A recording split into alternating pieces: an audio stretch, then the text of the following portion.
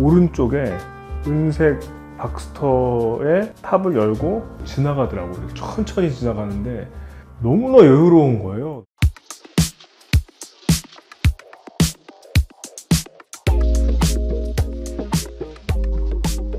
(2004년 8월이었어요) 삼성전자 이제 입사를 3월 달에 이제 승낙을 받았어요. 마음은 되게 홀가분한 상태였고, 그리고 이제 그 입사 대상자들 중에서 그래도 이제 몇 명을 이제 추려가지고, 사실은 인턴이라기보다는 아까 연수가 가까운 개념인데 LA 모바일 디자인 랩이었어요.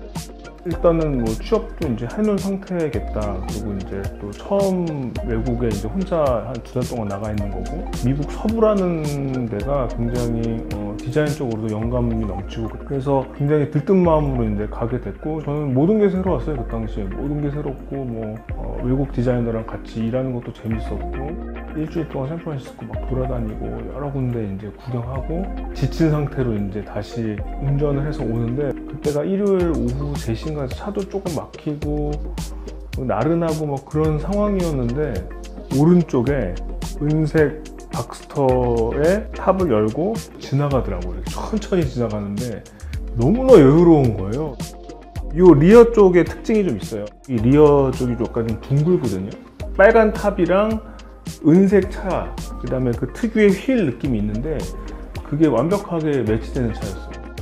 그 사람들이 왠지 골프나 테니스를 치고 끝나고 가는 듯한 느낌을 받았어요. 일상의 어떤 탈출이라든지 여가의 어떤 이미지, 그런 것들이 되게 많이 남아 있었어요. 그래서 그때 이후로 굉장히 이제 흠모하게 됐죠, 차를.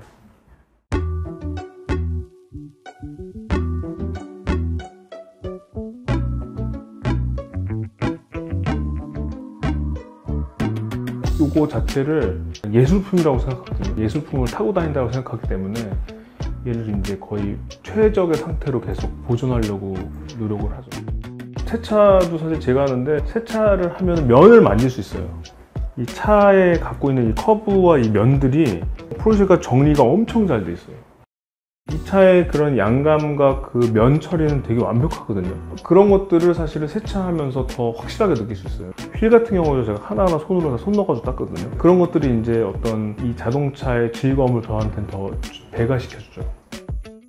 저는 기본적으로 물건에 대한 욕심이 되게 없는 사람이고, 수집을 했으면 그건 꼭 뭐 쓰임이 있어야 돼요. 그래서 저는 그냥 관상용으로 두는 거는 거의 없어요.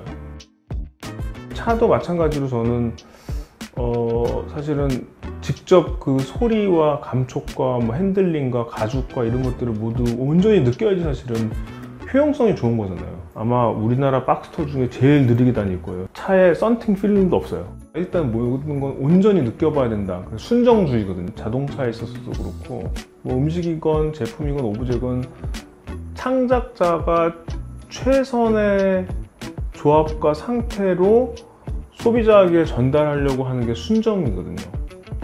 근데 이제 그거를 저는 완연하게 느끼고 싶은 거죠. 저는 기본적으로 순수한 어떤 창작자의 의도를 일단 이해를 하고, 그 다음에 이제 커스터마이제이션을 하는 게 맞다고 보는데, 어떤 사람들은 그냥 창작자의 의도를 이해하지도 못한 채 그냥 커스터마이제이션을 해버리는 거예요.